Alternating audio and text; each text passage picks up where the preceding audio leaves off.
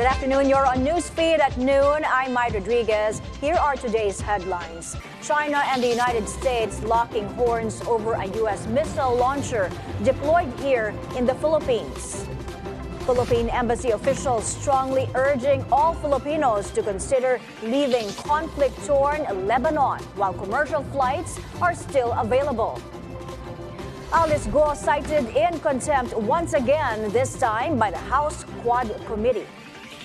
And a busy day for the royal couple as Britain's Prince William visits the Shelter Scotland charity while Princess Catherine meets with a children's organization at Windsor Castle.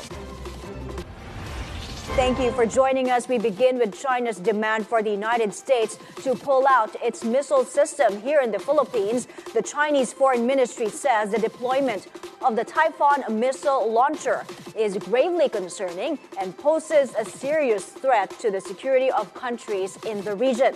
The Typhoon system can be equipped with cruise missiles capable of hitting Chinese targets. It was brought in for joint Balikatan exercises earlier this year, but has since remained in the country. Reuters reports Washington has no immediate plans to withdraw the missile launcher despite Beijing's demand and is even testing the feasibility of its use in case of a regional conflict. The Philippine Embassy is strongly urging all Filipinos to now consider leaving Lebanon while commercial flights are still available following the two deadly device explosions targeting Hezbollah. There are around 11,300 Filipinos in Lebanon, and Philippine officials say their safety and well-being are of utmost priority. Those who wish to remain in Beirut are advised to exercise extreme caution.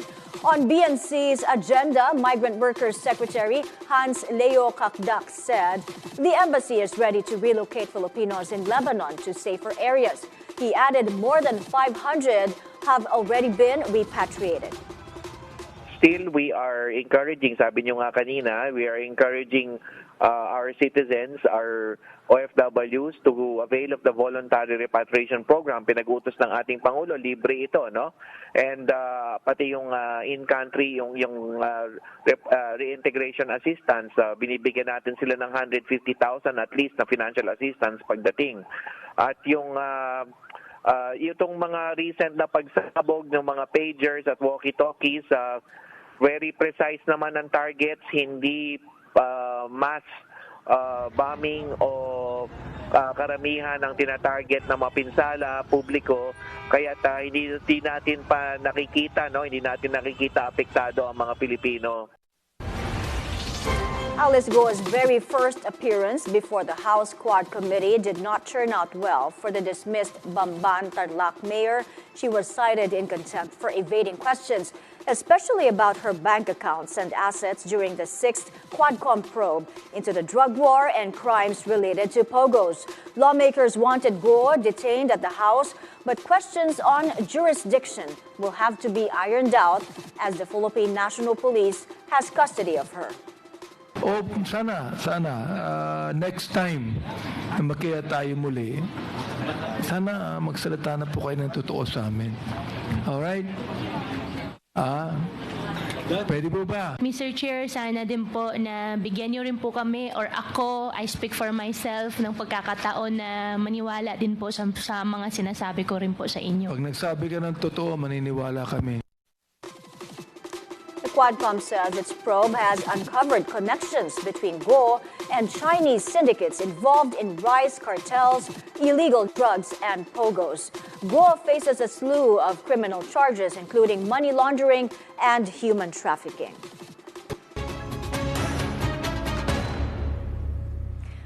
Alice Guo will be arraigned later this afternoon in a Valenzuela court for graft. Our reporter Francis Falve is on the scene and he joins us for an update. Francis, go ahead. Yes, my Alice Guo will face Valenzuela Regional Trial Court Branch 95 for the arraignment of her court charges this afternoon. Her convoy is expected to leave the PNP Custodial Center in Camp Crame anytime now. Earlier, the Supreme Court granted the request of the Justice Department to transfer the graft charges against Guo from the Tarlac RTC. The SC assigned the case to the Valenzuela RTP. According to Guo's legal counsel, Stephen David, the arraignment is scheduled at 1:30 this afternoon. He did not disclose the plea they will enter in court. After the arraignment, a preliminary investigation is expected to be conducted. Aside from the graft charges here in Valenzuela RTC, Guo also faces a human trafficking case filed by the DOJ at the Pasig City Court. The PNP has tightened security here at the vicinity of the court. The proceedings are expected to be brief. Francis, are you still there? All right, we'll try to get back to Francis Falve reporting from Valenzuela. At least 4 companies have submitted bids for the procurement of election equipment and warehousing services for next year's elections. Let's get the details from Hannah T, who joins us on the scene from Intramuros. Hannah, who are these 4 firms?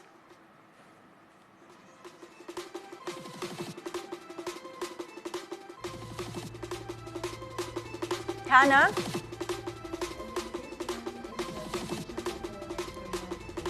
We will try to fix that audio there of Hannah T. She's reporting from Intramuros in Manila. Meanwhile, the Agriculture Department ramping up efforts to control the spread of African swine fever. On BNC's At the Forefront, DA Assistant Secretary Dante Palaprica asserted talks are ongoing with more vaccine suppliers. That's as the Philippines currently has only 1 registered ASF vaccine.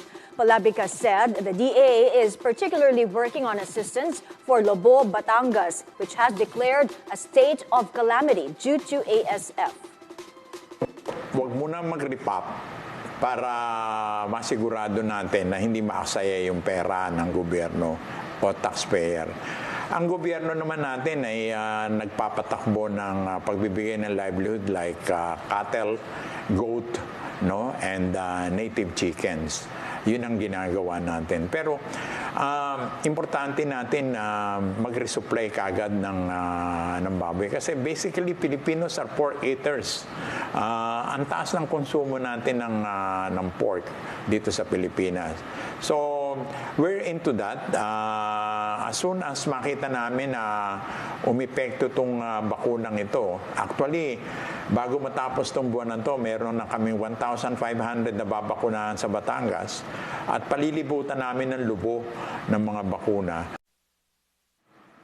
Lobo Mayor Lota Manalo says out of nearly 30,000 pigs in her town, 27,000 have died. The spread of the disease there has resulted in economic losses worth almost 300 million pesos. Really hoping kung magkakaroon nga po ng additional tulong ang DA in terms of vaccine and then yung support nga po, financial support, we are really hoping to get back to the livelihood of pagre-raise ng baboy by end of this year. Kasi very important po talaga yung livelihood. At the same time, food security po kasi talagang aking number 1 priority sa aming bayan.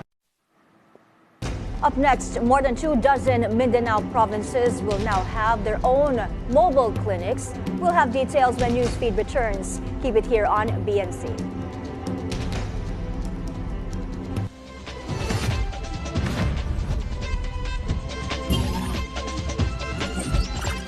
Welcome you to a brand new week. Let's embrace the day with enthusiasm. So let's make today amazing. We wanted to incorporate Filipino elements to basic clothing. So all the stones you see here are lab-grown.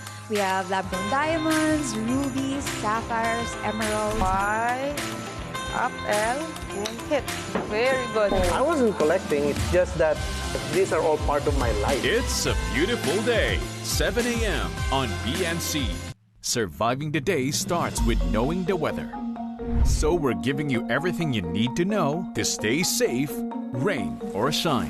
Tropical storm Enteng already out of the Philippine area of our responsibility. The death toll due to severe tropical storm Enteng and the enhanced southwest monsoon in Antipolo City has risen to 8. Weather HQ with Paulo Del Rosario, 9 a.m. on BNC, the Bilyonaryo News Channel.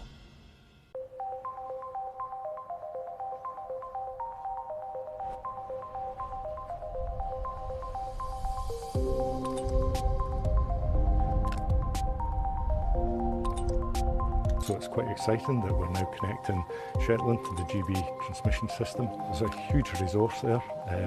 We're talking about a large amount of power, and that displaces dirty fuels and brings us closer to net zero.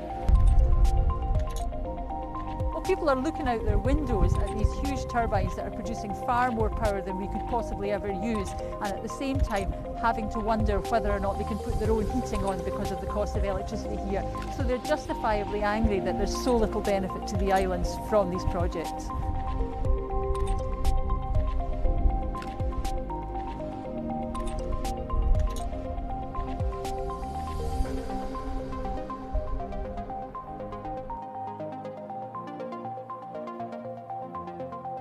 So I think it's hugely important for two reasons. One is Shetland's got great wind resource. This is the first of the really big wind farms that may be built here. There'll be more projects to come.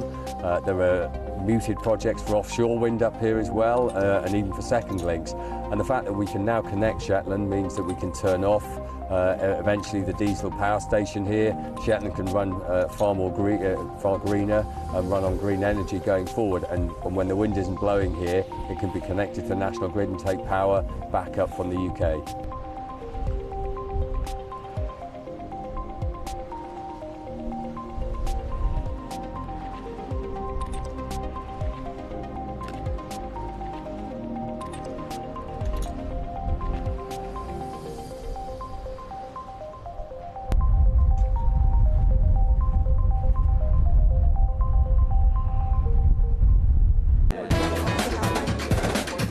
No authorization. We hope and pray that it will not. Thanks for having me here. It's an orchestrated By myself, basically. We always say that.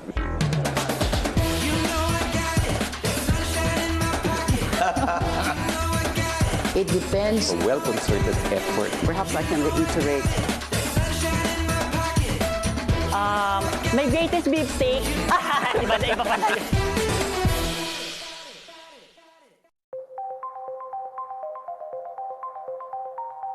Meet Claus, a robot created to make the future of farming more sustainable. Nobody really wants to go through a field weeding on a really wet, windy, cold day, so why not give it to a robot? Claus stands for Concentrated Light Autonomous Weeding and Scouting. Without damaging surrounding crops or soil. James Miller is the CEO of the agriculture tech startup. So the best way of describing it is a schoolboy with a magnifying glass. On the left is what the field looks like, and on the right is what Claus sees. It takes an individual photograph and assesses the crop beneath it, identifies the crop, protects that, and then identifies the weeds around it and says, "They're enemy, I'm targeting those." And that all happens in a split second and starts shooting at the weeds. To help monitor crop health, Claus is equipped with 8 built-in cameras. It collects real-time data using AI computer vision, which is then sent to Earth Rover's Farm Control and Intelligence System. The information allows farmers to make timely decisions about the health and growth of the crop. Claus runs on battery and solar power and operates autonomously in different terrains and weather conditions. Earth Rover has plans to deliver units to customers for testing in 2025. Commercial availability is slated for 2026.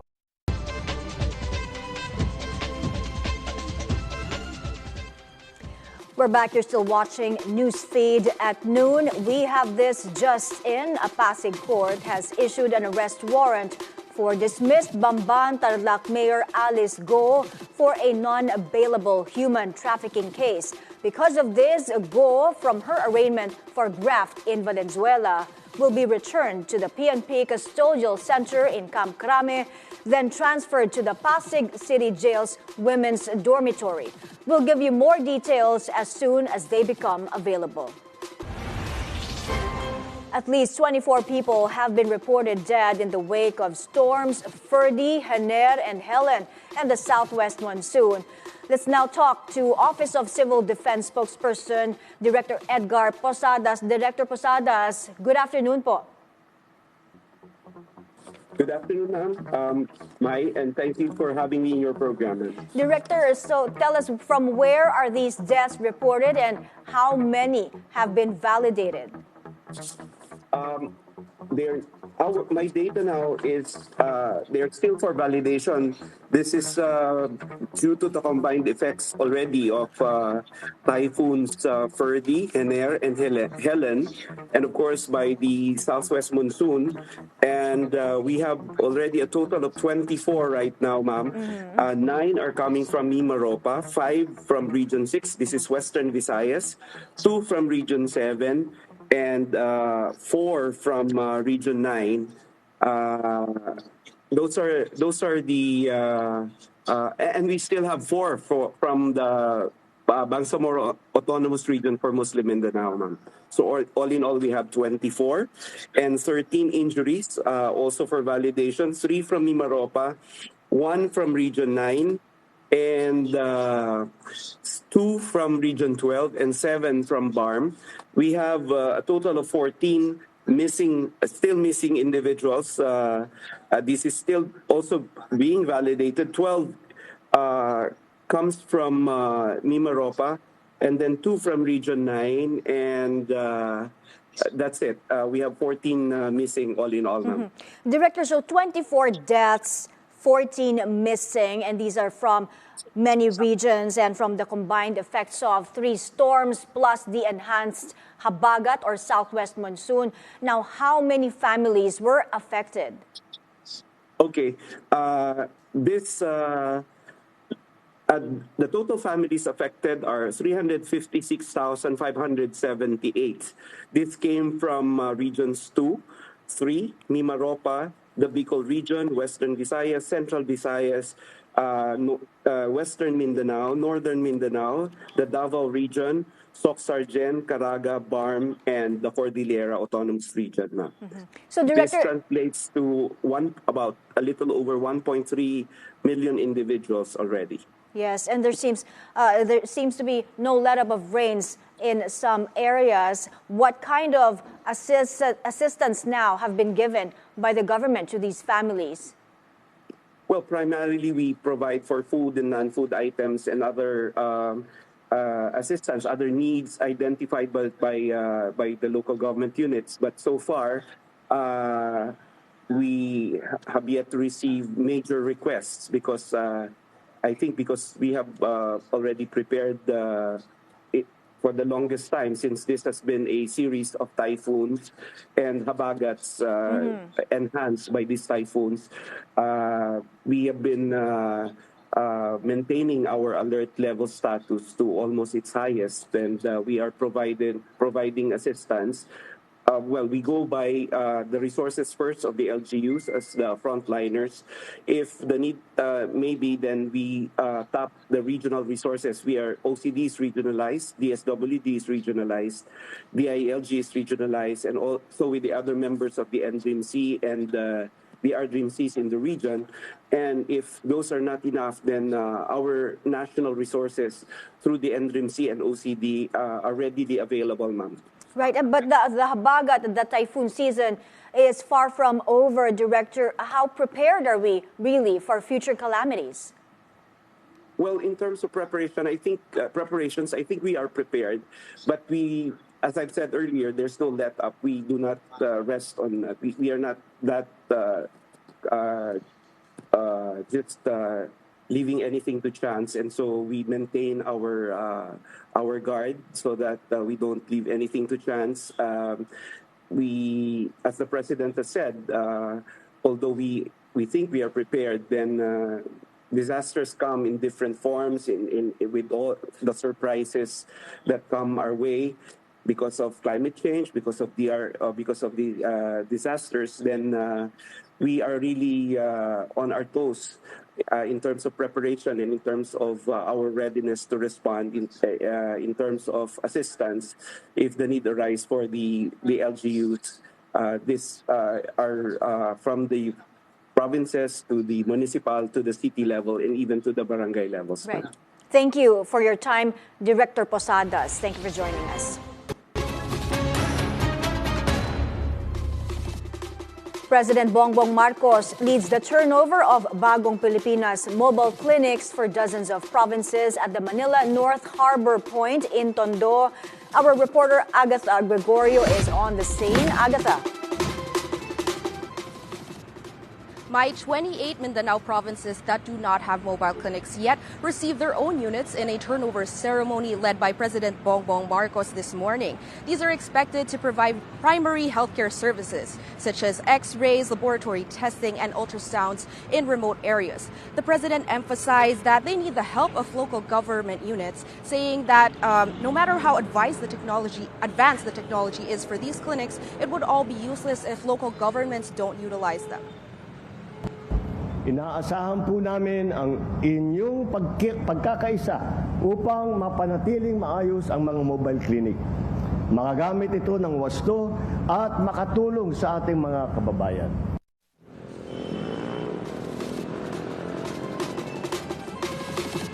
Health Secretary Ted Herbosa says they plan to order 20 more of these mobile clinics, so there will be more than one in larger provinces. Herbosa adds these are less expensive to have than barangay health centers. Mai? Agatha, how much do these mobile clinics cost?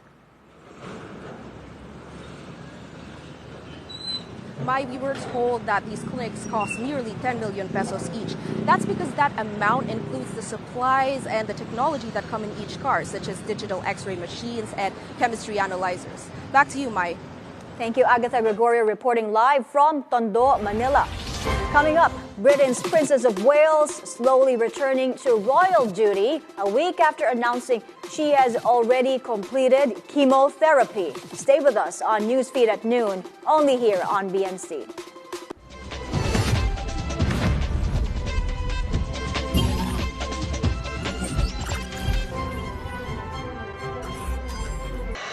The trailblazers, the disruptors, the titans of the industry. We should safeguard our tradition. We've got 53 sites in the Philippines, and each of those sites have been goaled to adopt a community. Know what drives them as we dig deeper into their stories. We're also bringing and helping medical tourism. The government has to support these local farmers. Industry Beacon on BNC, the Bilyonaryo News Channel. Welcome to Pathways to Success, a program that supports micro, small, and medium enterprises. I'm Mai Rodriguez.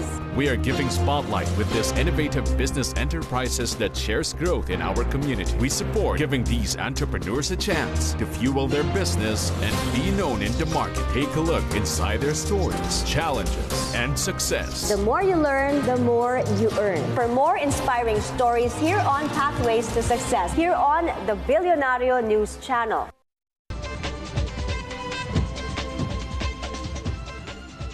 We're back. You're still watching Newsfeed at noon. Royal news now as Britain's Prince William visits the Aberdeen office of Shelter Scotland charity.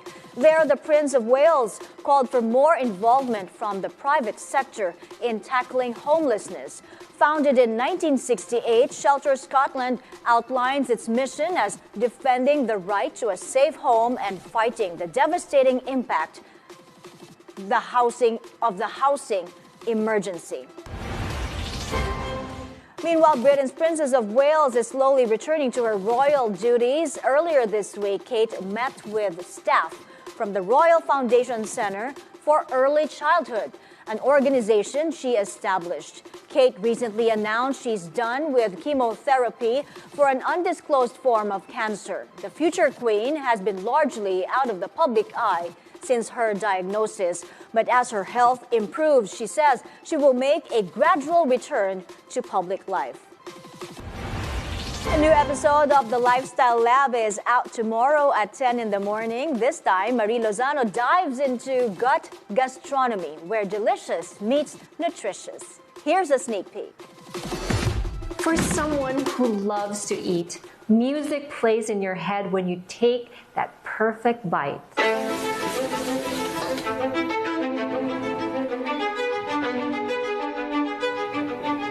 Your taste buds follow the rhythm, hitting all the right notes.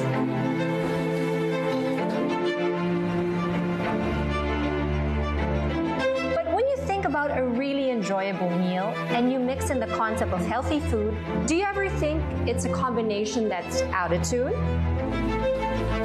And that's what we're dishing up in this episode, Gastronomy. We're diving fork first into the world of gut gastronomy, where delicious meets nutritious, and your belly's best friend is on the menu. From funky fermented foods to fiber-packed feasts, we'll show you how to make your gut happy while keeping your taste buds entertained. And those are the news this hour. I'm Mai Rodriguez. Keep it here on BNC, the Bilyonaryo News Channel. Good afternoon.